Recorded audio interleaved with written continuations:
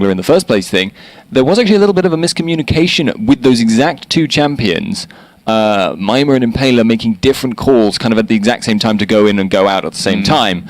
Between the two of them, that kind of thing can actually really cost you in these situations. Yeah, of course. I mean, synergy between two players is something that doesn't come overnight for them. So we'll see if, well, they've had a night. We'll see if that's actually changed things for them on that front. Rengar, as we said, banned out. Yeah, spamming it out, playing together. That's pretty much the only way that it's going to fix things. Lucian and Caitlyn both banned out here. So banning towards Haydal here, the AD carry right now for Super Hot Crew. On the other side, Kassadin taking away Elise and Vayne. Okay. So keeping Vayne out, maybe just a little bit of a kind of respect ban. Vayne is always a threat. If she's on an enemy team, you cannot say for certain you've won until you've kind of won overall completely. Taken the Nexus is probably the best way of putting that. But just because she scales so hard and all it takes is one or two unlucky kills or out of position kills and Vayne suddenly is right back in it and the enemy team now has enough damage to kill your entire team. So maybe just kind of want to make sure they've got that reliable potential there out of it. Well, let's have a look here for this one. Shyvana was the first pick for Karont3, so with that Shyvana left up, picked in. Didn't really need much time to think about that one either. They took Shyvana straight off the table. Are we going to be seeing a Mundo? Of course, saw him in the last game. We know how strong he is right now. Dragon pick, Dragon. Yeah, Mundo, very, very strong jungler at the moment, and indeed kind of fits in the same... Ooh, that... Okay, so they just picked out Evelyn at the exact same time as Mundo there. That kind of implies some interesting things. That means probably Evelyn jungle. It could be Evelyn mid lane or top lane. That is something we have seen in the past. But Mimer top lane Mundo is not something I've ever seen before. But it isn't something that is entirely nonsensical. Mundo, especially with the Perseverance Mastery, very, very sustainy top lane, especially after 6. And he scales really, really hard with farm.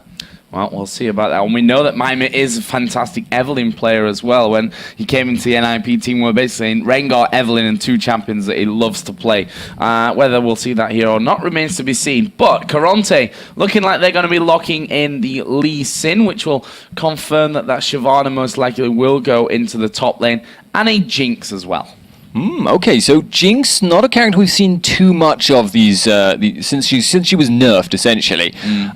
But generally what it's meant when we've seen it thus far is siege compositions. Jinx absolutely excels at destroying buildings. She has the range on the rocket form to hit them from a very safe distance comparatively, but if she is allowed to get in close, she can also just, with a Bloodthirster first and the minigun attack speed, really, really shred through them early and quickly. That makes her a very, very dangerous sieging threat. And that could work well if it's a top lane Shyvana, because she can also apply a lot of map pressure and they will rely on just very, very heavy pushing across the board. Well, on the other side, the dual lane was locked in by Super Hot Crew as they pick up Thresh and Ezreal. Okay, Thresh, Ezreal versus Jinx, Leona. That is a lane with a lot of kill potential. I mean, straight up, Leona, any lane, has a lot of kill potential, but Thresh, Ezreal do have tools to avoid Leona. Obviously, can Arcane Shift out of the Zenith Blade, although post 6, that can then be followed up with the ultimate, which obviously you'd have to flash. But the other thing, though, that I will really be interested to see if it can be done consistently by migxa, is can he flare Leona when she's in the middle of Zenith Blade? You can cancel it out and it would prevent her from getting the stun and actually leave her in an awkward position where she would take poke, but it's such a mechanically difficult skill to master, especially if the Leona is aware you're trying to do it and will try and mix you up. It can completely make or break a lane, but if that doesn't happen, maybe in the long term we'll see some things start to go wrong for Ezreal Thresh. Well, the final pick here for Karont3 was also Zed. Now, we saw neptuNo playing Zed in their last game yesterday, which of course they did end up losing out. That was our second game of the day against the Copenhagen Wolves, so most probably the strongest team that they were up against there. We'll see how neptuNo does here on Zed today. It's left Super Hot Crew actually with final pick, and they're going to be going for their mid lane here with that final choice, currently hovering over Lissandra. Lissandra is the classic, I suppose, counter per se to Zed. Used to be that generally Zed was a bit too strong overall, and regardless of what you did eventually late game, he would get to be a real impossible threat to deal with. As he is now, though, a little bit less reliable than he used to be. Very much a skill-dependent champion, and I have to wonder. I've never seen the matchup Morgana versus Zed, but you would imagine that would actually favor Zed. I mean, Black Shield is almost worthless against him. By much the same token, he is very, very good at juking things like Dark Bindings and all the rest of it. So it just seems like that is a very dangerous pick to go with, and may very, very well indicate 2v1 swap-ups. That would actually work very, very well, though, for Karont3, because their bot lane is extremely reliable in 2-on-1s. Jinx shreds towers. It's a very complex situation. Well, this is, as we said, a very important game for both teams. Super Hot Crew, if they actually manage to win this one, pretty much guarantee, all but guarantee, let's say that. Yeah, it's obviously never a done deal until you've played all your games, but pretty much pushes them into a position where they'll be feeling very, very safe in terms of going through. For Karont3, though, we said it before, that they're almost on the opposite side of things. They need a win here to stay in. Yeah, without that win, it puts them in a 2-0 down, and they're not going to be playing. I've said it before. I don't understand round robins very well, but everyone plays each other once. I know. And at the end of it, the top 3 teams go through. But teacher, what if they end up with the same number of wins? And this is the thing: we play tiebreaker games. If no team has a winning record against the others in the tiebreaker. Okay. So we could end up with a 2-team tie. We could end up with a 5-team tie. We could end up with a 3-4-team. Like, there are so many different outcomes to it that it's almost not worth talking about the possibilities there, because there are each different outcome. Each if it's a 2-way tie, it'll be a different format if there's a 3 or a 4-way tie. So we'll come to that if we get there. I wouldn't mind seeing an extra few games, that's for sure. But they will be played tomorrow, obviously, if we do end up with ties in anything. But we are going to go into game here and kick things off. So let's have a little bit of a talk about level 1 and what we can expect from it. Okay, well, the first thing that's really, really obvious is Super Hot Crew have an incredibly dangerous level 1. They have Dark Binding and they have Thresh Hook. That combined, the two of those things are really, really dangerous CC. Then they also have multiple spammable high damage poke abilities in the form of Mundo Cleaver if he chooses to skill that, and Haydal's Mystic Shot there. So really, really scary level 1 from them. I think I mentioned this yesterday, but the value of invading in general in the current patch is a little bit lower, but they may well still try and abuse that. However, they have to be careful because there is still a lot of damage to contend with. Less CC, but if they were to walk into Karont3 and not be aware of it ahead of time, it would be disastrous. Well, Impale are going to look to have a bit of a free run here on things. You see a lot of pings going down onto the top side of the map there. Mimer, of course, going to be playing this Mundo up in that top lane. And obviously having a bit of a discussion right now, Super Hot Crew, as to how and why they're going to go about the things that they're going to go about with. Or maybe they'll just sit back and soak up any pressure that comes from that one.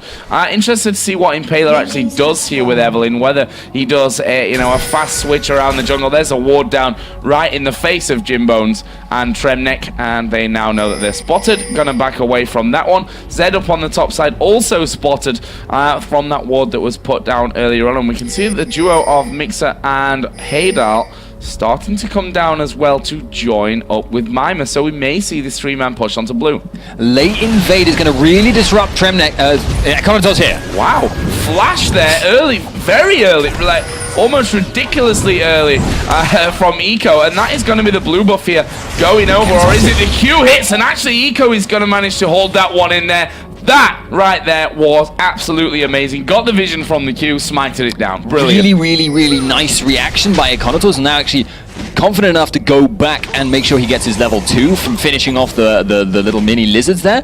However, that was a very low risk play from Super Hot Crew in the first place there. They were just not it didn't really cost them that much to fail to steal that, and it could have earned them quite a lot. And Mundo ended up just using his teleport to head down to the bottom. It's kind of like, instead of what we see quite often, which is the safe play in a 2-on-1 situation where people go and get a little bit of jungle experience, then recall, and then get back to lane while the lane is frozen, as we can see in bottom lane at the moment.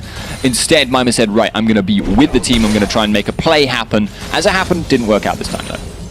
I will see how much pressure he faces on that bottom lane as things work out there. Always got to be careful with that Leona if she decides to just jump straight on top of the slow that they can come out of Jinx. Plus, you know, the snappers. Yeah. Which is always going to be deadly in terms of locking you up. Yeah, it's a lot of burst damage, and it also chains together incredibly well, because you end up, as you say, you get rooted by Leona, then you get stunned by Leona. That's 2 procs of her damage, multiple auto attacks from Jims, then you get the Flame Chompers placed behind you while you're still locked down. Dragon actually potentially in trouble in that area. A migxa actually popped a red pot. I had not noticed that. Yeah, red pot coming out there. That's definitely interesting start here from migxa. We are going to see Eco coming in from this one, and directly a Flay coming out there just to make sure they don't get chased down any further. Meanwhile, down in the bottom lane, we are going to see Impaler coming around, but he's level 4 at this point, double buffs on, and obviously not wanting to really fight there. And in the mid lane, Moopz also taking a lot of pressure from neptuNo. Yeah, this is kind of what I was expecting in this mid lane. Morgana not a particularly good matchup against Zed, so there is a very important reason they wanted to run it. Yeah, going in towards the top. Haydal actually going to be the focus, but Eco going very low from this one. But First Blood actually coming down there. migxa does manage to get a kill back, but with that Flay, will try and escape this one. I think he should be able to get away. No, flash in from Dragon, but not enough damage. migxa just flashing out at the perfect time there to stay alive, keep a hold of those blue buffs. Zed's heading up there. Those double buffs, I should say. Yeah, Zed is going to go straight underneath the turret from this one. Actually getting hooked. Flayed back as well. neptuNo gets the kill, but he is going to die in the end to migxa. The buff's basically being reset as Mimer here in the bottom lane going very low. Jimbone's going to get finished off there by Impaler's Evelyn, and they need to be real careful with this one in terms of how low Tremnek got, but the flash away from Impaler will mean another kill coming down for Super Hot Crew. Yeah, coming out a little bit ahead there. Thresh able to take down Zed, and that has a lot of implications for the mid lane, because Morgana was under pressure. Now she's going to be able to sustain herself back up, and in bot lane there's another fight. Yeah, Mimer's actually in trouble from this one. Eco now coming across the side. Can they lock him up from it though? A lot of damage early on here from Eco as he lands the Q to finish things off. We're tied in kills. Slight goal lead here for Karont3 though. Yeah, okay, so is there going to be another fight now? I don't think it's possible. No one's anywhere near. But that was essentially taking advantage of the commitment in top lane. The bottom lane fight happened, because up until then, they'd been very, very nervous about possibly going in just in case Econatorz would be there. Because I keep seeing Shyvana jungle and it's Dragon. Something in my head is wrong. Anyway, regardless though, just a lot of fights across the board being very influential on the lanes, but probably going to end up counterbalancing each other. Oh, Dragon having a much better time of things as I completely miss a kill in the bottom lane from that one. neptuNo had started to come down as well in the end. It's actually Impaler that will manage to take down Tremnek, who was low health for quite a while there, down in that bottom side of the map. My apologies for missing the kill. I am not a cameraman, that's for sure. C'est la vie. As it happens though, Karont3 are now looking to try and take away this tower. They want to get that momentum going, but can they get it? Oh, Flame Chopper's coming in. Moopz going to come from the side. That's a great dark binding. Eco's going to pay the price, or is he? He's still alive from this one. Ignite is burning away. Mimer will be able to pick up the kill, but now is Mimer too deep in this one? Going to get slowed down by the zap as we see the dark binding actually missing, but the kill comes in onto Jimbones. And, well, Morgana, you've always got to factor in there. I mean, Moopz comes around. Ulti was already used, as was Flash and Ignite from that fight, but they were able to pick up another kill, leaving them now 6-3 in the lead. Yeah, but crucially there, the tower has been held. Super Hot Crew able to prevent that momentum going, and we said it in Champion Select, it is the signal that you're going for a siege composition if you pick Jinx. If you're not able to start pushing down towers early on, you're not going to be taking as big of an advantage as you potentially can do, and then you start to feel the difference between Jinx and Ezreal in team fights. He is so much more mobile, and he's so much more less restricted by what his team is doing than Jinx is. She cannot make plays essentially alone. Oh, Dragon going to actually jump into this one in Dragon form as Lee Sin's Q will land on toward migxa. He's in much trouble at this point. Will actually get finished off. Ignite goes down on towards Eco, and Haydal not going to have the damage really to push this one back. A nice kill picked up there by Karont3 to bring it back to 6-4. Okay, so it seems to be a constant game of 1-to-1s across across the map, but at the moment it's still definitely favoring Super Hot Crew. They will have an incredibly dangerous team fight as time goes by here, with Evelynn, with Mundo, with Morgana, all of that AoE magic damage, and indeed Ezreal able to hop around the fight. They have a lot of potential as long as they don't start losing towers. But next question, actually, is are Karont3 going to go not for a tower, but for the dragon? Because there is still that 2-1 commitment in top. Oh, Impaler coming in there is going to put down the ultimate. Jimbone's already down to half HP. They should be able to chase this one out, especially with the Mundo in there. Very, very sticky, but Impaler goes low. Is he going to get finished off? The Ignite goes down. Zap will actually pick up the kill. And there is the missed briefcase from Mimer, and they're turning this one around. Mimer might actually go down here. Jimbo's chasing in. One more shot should do it, and there it is. Double kill. The movement speed boost will get him out of there, and that is a nice double worked out. A little bit of overestimation there, I think, from Super Hot Crew.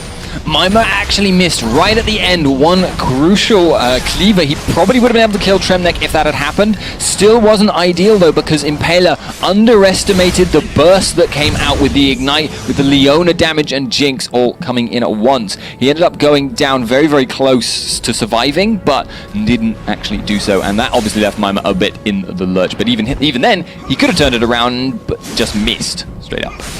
So, with the first two towers of the game going down, so neptuNo gets hit there with the Dark Binding and a Tormented Soil. Mimer and Dragon are going to be facing off here in this top lane, or at least Mimer will be moving up to the top. Now, Dragon's actually started to work his way back down, going to pick up the new creep in the jungle that we have, which is kind of conveniently placed for the top laner on that blue side as well. Yeah, the white is actually very much a kind of a parallel to the small golems, because he's just not very easy to take. Comparatively, you're going to lose a lot more health for a lot less gain if you want to take either of those two camps at the extremities of the map. Probably to limit top laners, just cheesing off and taking them. But Impaler now hanging around this bottom lane by passing all the wards because he's Evelynn. Can migxa set up a lantern gank? Well, might not even need that at this rate. Impaler has got himself into the brush right now, and they've not seen it. Actually, Leona going to go in. The hook lands onto Jimbones. There comes a solar flare. Eco coming around. migxa is already extremely low from this fight. There's the true shot barrage coming out. migxa is still very, very low, but can they get in there to finish him off? Eco continues to chase down as well. Haydal going to get away as Eco goes under what was the tower there earlier on, and now Zed starts to move in. Impaler goes down. That's a double kill for Zed. Haydal not going to escape this one. Jimbones picks that one up. And what a turn of events here. Karont3 picking up a 3-for-1 in the bottom lane. The faster roaming from Zed meant he got there and was able to really turn that fight for them. They were kind of on the retreat, as it were, before, but then with Zed there, it was just a sudden appearance of a massive spike of damage, and there was not a lot that could be done about that at that point. Morgana arrived afterwards, but just kind of you can't get in range very easily for Soul Shackles unless you've landed the Dark Binding, and there were 3 people there, 2 of them on low health, just not able to reach him. And that minion's going to stop him. Yeah, 1,000 gold there actually for neptuNo on Zed to spend after that little fight. Puts him at 3-1-1 now, and it's not something you want to see happen. Zed, who'd been kept relatively well in check, I think we can say, up until now, is now at the point where he can start to become extremely strong. Yeah, it was starting to look almost like Morgana was going to end up on top of that lane, but with the mobility boots, he was able to just get there, get kills, and get fed. That is why the assassin meta was so strong, because even though they weren't necessarily stronger champions per se, if you looked at them just like in some kind of bizarre 1v1 skate where you're comparing usefulness to the team late game, mid game, because of their roaming potential, that gave them kind of an extra edge on top of everything else they did. Yeah, Mimer here getting started upon by Dragon, forced to pop his ultimate from that as well, and not really the desired effect, I think, from Mimer. Didn't want to be using that up, but he gets him up to full HP, and honestly, that ultimate from Mundo not got the biggest of cooldowns on it either, as we do get a pause. Not sure exactly what for at this point. Apparently, Moopz, or someone at least, is lagging here for SUPA Hot Crew. That's a bad sign. Yeah. Heard those words before, but hopefully, okay. I'm not really hoping for his connection to be failing, but I'd rather that was happening than the servers were doing something funny. Exactly. It gives us a bit of time though to actually look down the items here and talk about some things such as the trinkets that we have in here. Only one sweeping lens right now across the board, and that's with Leona, who also, by the way, went for the Relic Shield start. Now up to Targon's Brace already. On the other side, slightly different with the Sight Stone coming out of Thresh.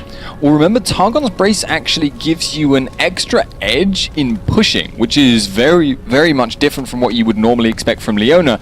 Used to be, Leona was not a particularly strong pushing support. Something like even something relatively weak at pushing would still generally outpush Leona because she couldn't get near the minions. But with the Targon's Brace, with the ability to just execute minions below half health, she suddenly pushes almost as fast as other people. But most other champions are less willing to run that Targon's Embrace. So does seem like that is a really, really strong aspect to Leona that I feel like a lot of people aren't considering at the moment. Well, we'll see how that one develops. Again, we said it yesterday that 3-14, this is the first major tournament that we're having, certainly in Europe. And there's still a hell of a lot to be developed, to be figured out, the numbers to be crunched and what have you. And no doubt a lot of changes still to come, of course. It's a pre-season patch and alterations will come in. Yeah, they were already made. I mean, Targon's, when it was released, was just completely out of whack in terms of how much gold it generated. As it is now, much less so. And I have to say, highlighting that issue which we mentioned before with Annie, in that the active is less useful, but that, again, comparing that to Thresh, who has no gold item and just a Sight Stone, it's an interesting approach. I'm actually curious if that will catch on more and more as time goes by.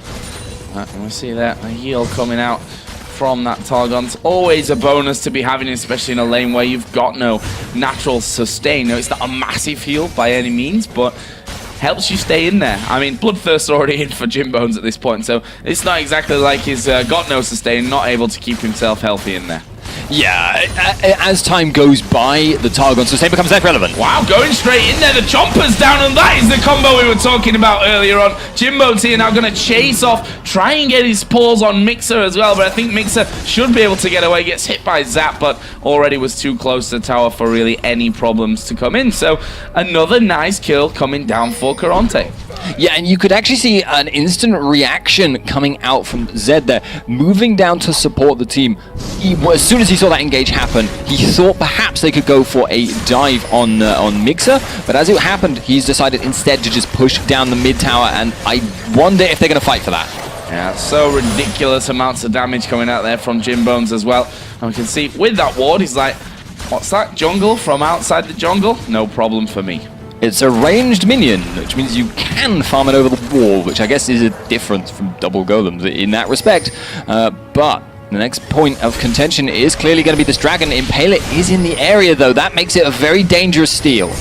Well, let's see. Impaler here going to get hit by Zap. That slows him right down, and Zed going to go in there. Lantern coming out. That will keep Impaler alive for now as Moopz comes in. Shackle's going down. Jimbones is going to fall. Used his barrier there to no real avail from him. Tremnek now the focus. Flash from Dragon at the backside. Meanwhile, the Dragon itself doing a lot of damage here and will be picked up. That was a great reaction from SUPA Hot Crew. Really nice box from migxa there, landing it in the middle of everyone and just like at that point Karont3 had already committed very, very heavily, and he just split them in half. He made them all think, actually, do I want to run, do I want to stay? None of the choices were good ones, and so they just spread apart and ended up falling down. Impaler there just kind of witnessed a flying Lee Sin. Yeah, flew straight past him, and Nico actually going over towards Gons. And Impaler is recalling at this point. So let's have a look down some of the other items. The Zhonya's Hourglass almost complete for Moopz. And when I say almost, it's quite noisy. Yeah, it's pretty noisy, that recall animation. It's not quite Oktoberfest Gragas, but it's still pretty impressive. But that Zhonya's is now finished for him. On the other side, Zed with the Blade of the Ruin King went mobility boots here, which is obviously playing to the fact that he has moved a lot specifically towards this bottom lane. Yeah, it has indeed. I actually wonder though at the moment if he's no, he's not going to be able to get that at the moment. There's just a few too many wards down there, and that just makes it a little bit difficult. But at the moment it seems like his aim in these team fights is to try and destroy Evelynn, but that is now being countered out. There has been a Zhonya's Hourglass pickup, which is very, very difficult for him to deal with. Obviously, Deathmark makes things difficult, and that in turn now means that Impaler is much, much safer in forcing these engages because she's been the first person in these battles thus far. Previously had to worry about being bursted out in spite of her shield. Now, maybe not so much.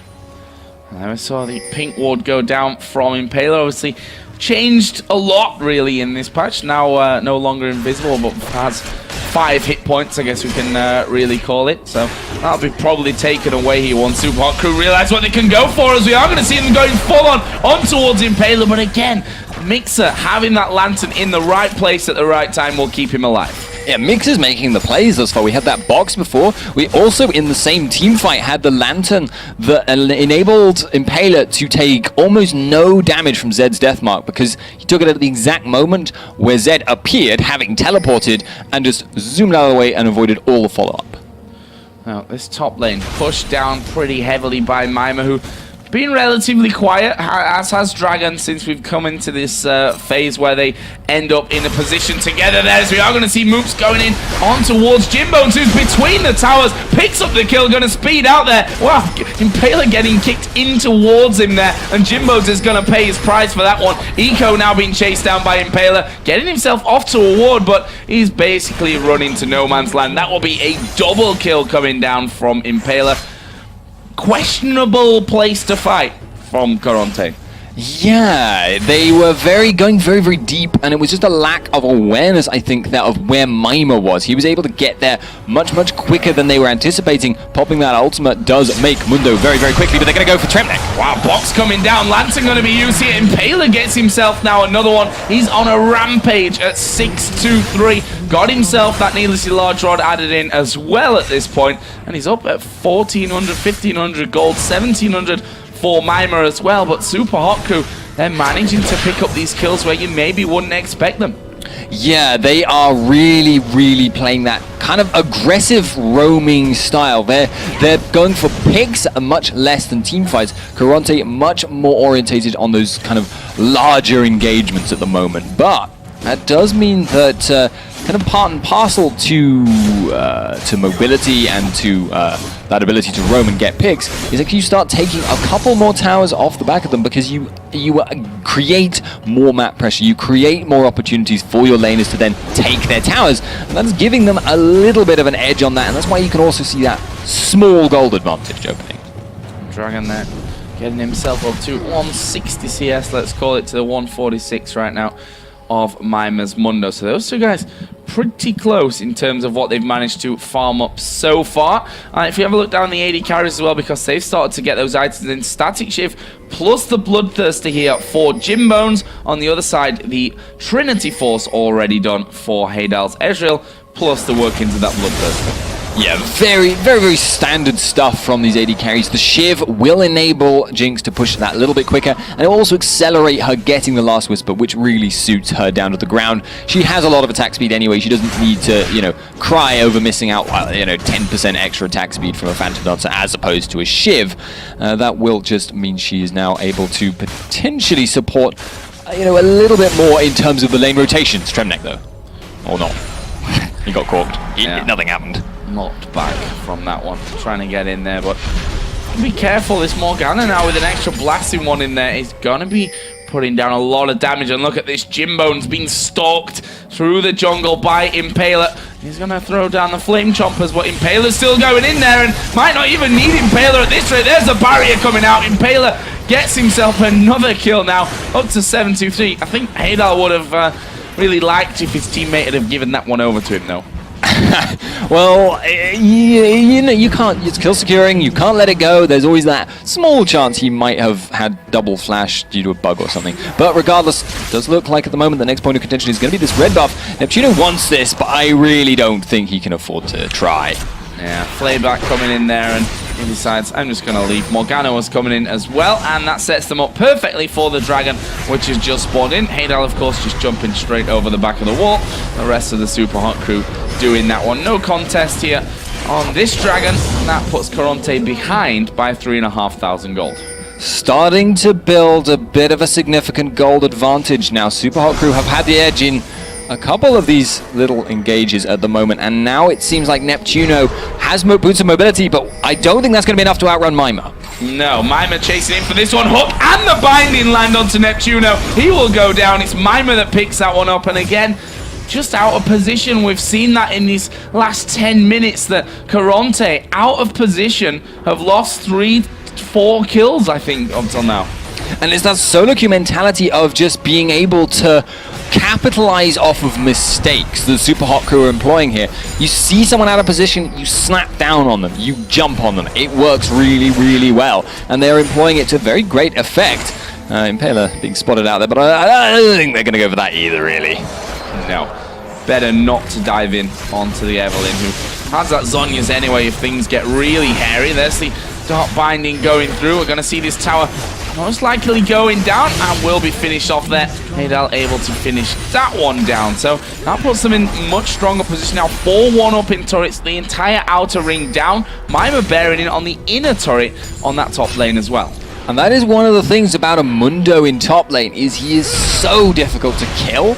And he does clear the waves pretty well, but they're going to go for the engage in mid instead. Oh, Impaler going to get down the damage. Actually, a good solar flare coming out, but Mimer's right at the front of them. We see their eco going to be chased down by Haydal. So let's get back to the main of the fight. There is the death mark coming in, but onto Mimer, you can see it's barely scratched the guy. As Zed is going to go back to his shadow. Nice little juke from neptuNo. He's going to pay for it with his life, though. And now Tremnek, who came in to save him, will also pay for it with his life. Impaler using the hourglass and actually comes off with a lantern as well. He's actually going to escape that one. Moopz doing exactly the same. Flashes away. Dragon trying to get in there for a kill. He falls as well. Finally, we see Morgana go down, but that will be an ace for Super Hot crew.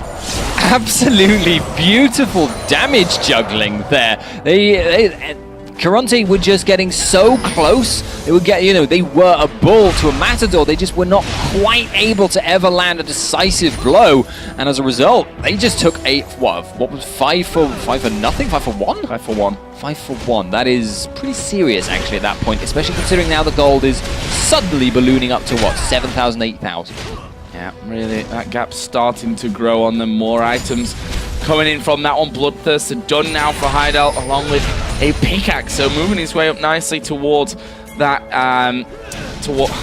Last Whisper. The item name has been in the game for a very long time, just suddenly decides, you know what, I'm going to leave Joe's head for a moment and confuse him.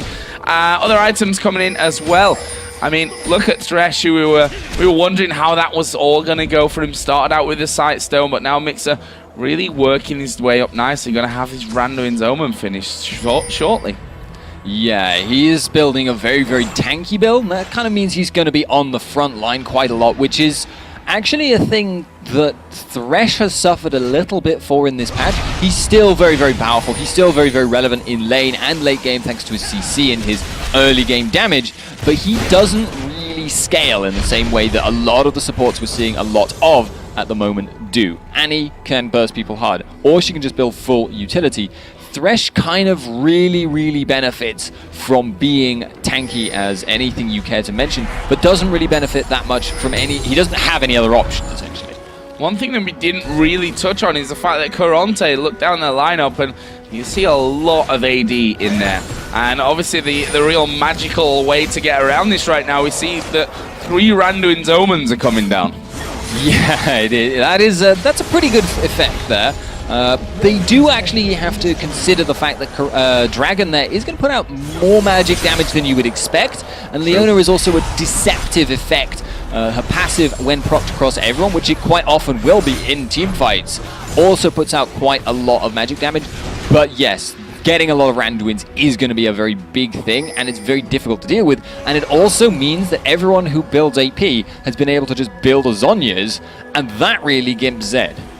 Yeah, 2 Zhonya's in there. Zed kind of limits his targets of where to go with that one, as migxa here up in the enemy jungle, getting wards down. Actually, he's going to land the hook here on towards Eco. Flay and the box coming in. Are they going to go down for him? neptuNo comes over the wall, walks straight through into the box, and Dragon's right at the front as well. This is a very strange opening to what may be a fight. It's a dark binding, lands onto neptuNo, loses half of his HP, and you see that almost dealt with there just by that, as Haydal now going aggressive. Flame Chompers come down. Black Shield used to just run straight through them, and now Impaler pushing his way in as well. He might actually pay the price, but gets his ulti in there as he uses that Zhonya's hourglass. Everyone else falling very, very low. Moopz gonna proc his ultimate off before using that Zhonya's, and now Impaler chasing down. He gets kicked back. Haydal's unstoppable, and Eco will manage to run away from it, but meanwhile, while that was all going on, Mimer just doing what Amundo can do really well and push this bottom lane out.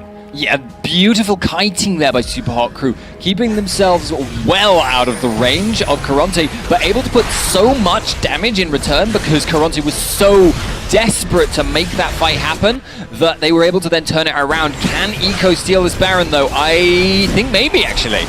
Well, let's see. The Q does go over, and Superhot decide to wait this one out. They're going to try and block him, but there is the Baron pick up. Eco going in for migxa, but he's going to pay his price without even picking up a single kill there. Meanwhile, Mimer just doing what he does best, pushing down on this bottom lane. Drew like 3 guys in while they were doing Baron. They're going to try and kill him, but good luck. Yeah, we'll see about that one. He actually turns around there, does a decent chunk of damage. They're throwing everything at Mimer, and he's like, nope. I'm just going to walk away from this one. And by the way, I'm up at almost full health after my ultimate.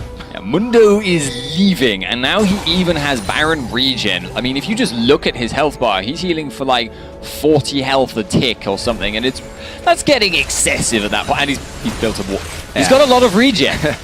His Warmog's just been finished as we're talking about him as well. We've seen a Quicksilver Sash now coming for Haydal, who's got that last Whisper Bloodthirster Trinity Force combo already done. We already talked about the fact that those randoms started to appear, one with Mundo, one in the hands of Thresh as well. And a Rabadon's Death Cap now finished for Moopz. Yeah, very scary Morgana. Once she's got the Void Staff on top of that, she's kind of hit peak blow you up level on Morgana, and she's got so much supporting damage that she doesn't need to be as massively concerned about doing as much damage as possible in these fights. She just needs to make sure she zones out the right people, and she's so capable of doing that. I think the only one who could really afford to ignore Morgana's damage is Dragon. Well, let's see about that one, because we see that Superhot start to move in. Jim's taken down to pretty much half health there, just a little bit more than after that single dark binding. Haydal takes a bit of a hit from Eco as well, but they're managing to get their hits onto the tower. It's already down to less than half HP. Has anyone seen Oh, he's top lane. Mimer in the top lane right now, gonna be just taking that tower away because Karont3 have just showed they cannot engage on the 4-man team Superhot unless they make a mistake. Moopz thought, I think, that Zed was coming in from him for that one. We do see Eco come down. There is a box that's going to keep Karont3 out of this fight for a good while. Dragon dives into the back. Moopz going very low. His ulti is going to proc off onto just one, I think, in the end there. There is the ultimate out of Haydal as well. He got pretty low, but Bloodthirster and that Baron, he can get back into this fight and continue to do the damage. There is the kill as Mimer finally joins the fight. He's just going to tank up the turret. He's got about 4 million HP at this point. That turret not going to be really denting him whatsoever. Inhibitor's going to go down. It was actually a fairly low scoring fight, that one, and now we see Karont3 trying to come back across to do more damage, but in the end, Superhot could back away. Mimer at the end there, he was late into that fight, and it was a really nice engage from Karont3. But Mimer was just so unbelievably tanky, and Superhot did enough damage this time. They didn't do tons of damage as they were retreating, but they did enough damage that Karont3, when Mimer appeared and dived into the back line, they could no longer afford to just sit and face tank him. Because Mundo's damage isn't absolutely massive at the moment, but he was so tanky that he would have just sat on them until they died. Yeah, and hard to get away from him as well, with those cleavers coming out, or briefcases, as they actually are in this one. And now Karont3 just trying their best to force these lanes back a little bit so that they've got a bit of breathing room, because up until now, they've been pushed heavily into their base this entire time. Yeah, they need to get some map control and they need to force picks on the enemy, because if they can't, things are going to go wrong. Oh, this could be dangerous for migxa, actually off to the side. The hook not quite landing though. And the rest of the team from Karont3 were coming around. Kind of surprising me not to see more sweepers on Karont3's side of things at this point. You know, the fact that they've lost control of their own jungle. I mean, they need that back. It's a difficult situation for them because, yes, maybe they could get rid of some enemy wards, but the problem is then they're probably not going to have the budget for actual warding themselves. Eco going for migxa, though. He's a very tanky target. Yeah, Dragon actually already in the backside of them here. migxa is going to push himself back around. Are they going to keep fighting this one? migxa's going to die. There is Impaler using the Zhonya's, but Moopz flashes in, puts the ulti down. They're out of range from this one, but Jimbone's surely going to fall here. He's been chased off. Let's leave him for now. The rest of the team coming around that bottom side. Jimbone's trying desperately to regen himself from the minions, which he's done well, actually doing a lot of damage to Haydal. He may be able to come in and finish this one off. No, they're turning around as I hit the buttons on the side of the mouse. Great stuff, Joe. And Impaler in the end finishes him off. He is now legendary. That's 3 men down. They might be able to finish the game here. They are going to try and sustain themselves back up, and Mimer, just how much armor does he have? 275 and a huge amount of health. I mean, if you calculated like his effective HP versus armor, it's probably in the region of 10,000-11,000 at this point. It takes a long time for a tower to bring him down, and the rest of the team is strong enough at taking towers. He can just, well, tank for them, and that will work out very, very well. But it looks like they're not going to stick around. There's not much reason to risk it, though. They're 16k ahead. 16? Yes, 16. I can count sometimes. More often than me, that's for sure.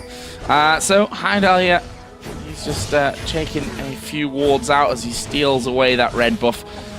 Did really well there. I thought Jimbones might get the better of him, but playing it really to perfection. And as you said, a big gold lead, and that's going to mean a bit of shopping time as well. 3,000 gold for Haydal, who doesn't have that much left to buy, and he's still, by the way, on boots of speed. Well, boots of speed, you know, that you can upgrade your boots, yes, but is it really the most efficient choice you can manage? Because at a given time, you know, getting those extra boots upgrades is not necessarily going to be the most efficient thing you can do. But I just want to know, again, I know I keep mentioning it, but Mundo now has Thornmail as well. I think he feels that armor is the way to go now, rather than health. 335 armor, 4,582 health. That's a lot of numbers that Mundo has behind him at this point. And you can see his health bar just ridiculously large right now. Towers, not a problem for him. Both of the Nexus turrets wouldn't be a problem for him to just get in there and tank up if they need to really do that one to get this game going. As migxa gets hit, he's also got himself a Randuin's Omen and a Sunfire Cape now as well. Oh, yeah, okay, so that's actually a little interesting thing, but I may have to talk about it later because I suspect there could be engage here. Karont3 very much at a point now where they have very little choice. They have to make an engage happen or they will fall down to Mimer's split pushing now. But Sunfire Cape on Thresh does actually have a couple of issues, because if you're putting yourself in position to use the Sunfire Cape, quite often you're putting yourself out of position for the Lantern. But at the moment it looks like they're going for it. Oh, they are going to go in there. Mimer actually getting kicked out. They're focusing the attack down from this one. Mimer down to half HP. His regen starts to kick in now from that ultimate as he comes back into the fight. The rest of the team being shredded down. There's a flash from Impaler. neptuNo gets locked up by the Dark Binding. Not sure that Tremnek will escape. He uses his flash to actually get back onto the fountain. He goes very low. There are now only 2 men left alive, trying their best to get the regen in there. And we also see them just diving straight into the fountain to pick up the kills and also lose 2 lives, but it's not going to matter too much. Good game's already being called out here. Dragon trying to get in there, but look at Mimer. He takes no damage whatsoever. The rest of the support crew going to finish off the Nexus, and they pick up their 2nd win here in the promotion group stage. So, Super Hot Crew putting themselves in a very, very good position. Karont3 now really up against it if they want to come out on top. And I've just got to say, Mundo, with that much armor being the focus target in that last fight, it does seem very, very strange. But honestly, I feel it was mostly just because they didn't have any other targets. The insect kick didn't really work out the way they intended it to. And that just meant, well, what do? You try and focus Mundo. Maybe if you can take him out, that gives you an edge. You got the numbers advantage if the fight really drags on, but they were a long way behind. Yeah, a real long way behind. I mean, Haydal finishing 12-4-9 with Ezreal in that one. 10-3-14 for Impaler on Evelyn. Mundo, 3-12 as well. Got himself up to 322 farming most in the game. It's because he spent so much time on his own, just pushing out that bottom lane first of all, and then pushing right back in the top lane as well. So, as I said, that leaves the Super Hot Crew with 6 points now in the group stage. They will be tied with the Copenhagen Wolves up at the top. And our next game coming up here, if I just have a quick peek down, will be STO versus the Copenhagen Wolves, the team whose name we don't try and say anymore because it's very French, and us as Englishmen must not be named. Just can't get our tongue around that one. But that's going to be our next game coming up here in just a few moments. We're going to be taking a quick break though, so guys, don't go anywhere. We'll be right back with our next games.